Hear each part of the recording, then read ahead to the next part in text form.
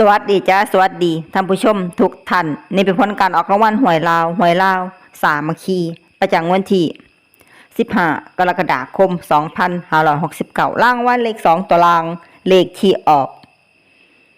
35รางวัลเลข2ตัวบนเลขที่ออก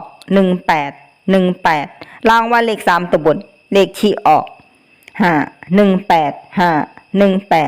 รางวัลเลข5ตัวเลขที่ออก03518นี่ก็เป็นผลออกรางวัลหวยลาวผัดสามัคคีประจำวันที่15 กรกฎาคม 2569ขอให้โชคดีมีชัยถูกหวยลาวสามัคคีได้รับเงินกันทุกคนด้วยจ้าฝากไว้ด้วยจ้าซับสไครบ์กดติดตามและเป็นกำลังใจขอขอบคุณทุกท่านที่เข้ามารับชมและรับฟังแล้วมาพบกันใหม่ในผลการออกหวยลาวสามัคคีใหม่ในวันพรุ่งนี้สำหรับมื้อนี้ขอบคุณและสวัสดีจ้า